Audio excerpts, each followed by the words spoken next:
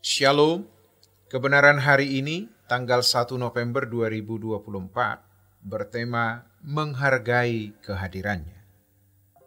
Kita semua harus terus mencari hadirat Tuhan dengan tekun sampai kita menemukannya.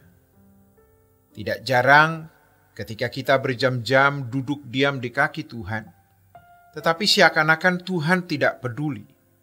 Secara fisik, kita tidak merasakan kehadirannya. Ruang doa kita begitu sepi, seakan-akan Tuhan tidak ada. Tetapi dengan cara demikian, Tuhan mau menguji kesetiaan kita. Seberapa sungguh-sungguh kita mau berurusan dengan Tuhan. Hal itu juga dimaksudkan agar kita menghargai kehadirannya dan tidak menganggap remeh kehadirannya. Menjadi pertanyaan kita, apakah Allah tidak tahu kalau Abraham serius mau mempersembahkan anaknya Ishak? Tuhan Maha Tahu. Tuhan tahu apa yang sudah terjadi, sedang terjadi, dan akan terjadi. Tetapi harus ada pembuktian. Itu hukum dan tatanan yang ada di dalam diri Allah. Apakah Allah tidak tahu kalau kita akan tetap setia dan tekun mencari Dia? Walau kadang-kadang seakan-akan Allah tidak peduli. Seakan-akan Dia tidak ada. Apakah Allah tidak tahu bahwa kita akan tetap duduk diam menunggu hadirat Tuhan, mencari hadirat Allah, menanti-nantikan Dia? Allah tahu. Tetapi harus ada pembuktian. Dan kita harus membuktikan secara nyata dan konkret bahwa kita serius berurusan dengan Tuhan, supaya ada sejarah kehidupan yang tercatat, yang digoreskan. Jadi, ketika kita mencari Tuhan, sejatinya kita sedang menggores sejarah kehidupan yang indah, berkenan kepada Allah dan yang abadi. Sering kita berkata, biar saya tidak ke gereja, Tuhan tahu isi hati saya. Benar, dan Tuhan bukan hanya tahu hati kita, Dia juga tahu kelak kita mau jadi apa. Tapi kita harus menunjukkan, membuktikan kesetiaan kita kepada Tuhan.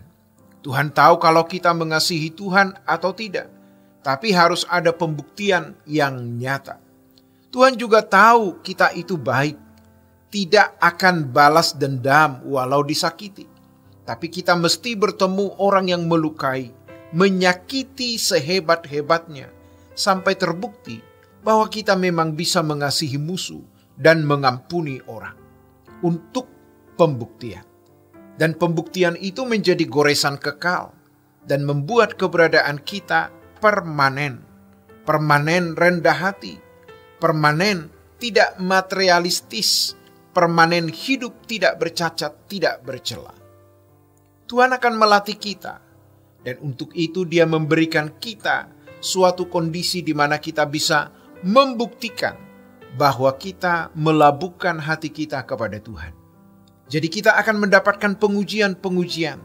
Maka kalau kita berdoa, namun Tuhan seakan-akan tidak ada, tetaplah berdoa. Aku tunggu terus Tuhan. Mungkin ada godaan dalam hati yang berkata, doa, tidak doa sama saja. Tuhan tahu hatiku bahwa aku mengasihi Dia. Tidak. Kalau kita benar mengasihi Dia, berikan pembuktian.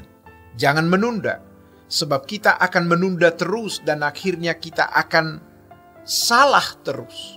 Jadi, pembuktian itu harus ada. Dan itu bukanlah sesuatu yang tidak diperhitungkan. Kita harus berdialog dengan Dia. Kalau kita mengaku bahwa kita hidup di hadirat-Nya, berjalan dengan Dia, tapi kita tidak berdialog dengan Dia, artinya kita bohong. Masalahnya, kita sering menutup telinga terhadap suaranya karena begitu gaduhnya suara yang kita dengar. Dan kita sibuk dengan banyak hal yang kita pikirkan. Maka kita harus belajar diam, beri waktu jeda. Lalu kita memandang Tuhan, kita bicara kepadanya atau Dia bicara kepada kita. Bersahabat dengan Tuhan itu harus nyata. Berdialog dengan Tuhan juga harus nyata. Nanti kalau kita di ujung maut atau dalam situasi tertentu di mana kita perlu mengerti kehendak Allah, kita tidak usah mencari-cari Tuhan karena memang kita sudah melekat dengan Dia. Kalau kita mencintai seseorang, maka kita berusaha untuk membuktikan cinta itu dengan memberi hadiah, perhatian, dan lain sebagainya. Apa yang menjadi kesenangan dia, kita berikan. Kita berusaha menyenangkan hatinya. Mengapa kita tidak berusaha untuk mengerti apa yang disenangi Tuhan dan kita memuaskannya? Ayo, kita menjadi Kristen sejati, anak-anak Allah sejati. Buktikanlah cinta kita kepadanya. Demikianlah kebenaran hari ini. Tuhan Yesus memberkati. Sola Gracia.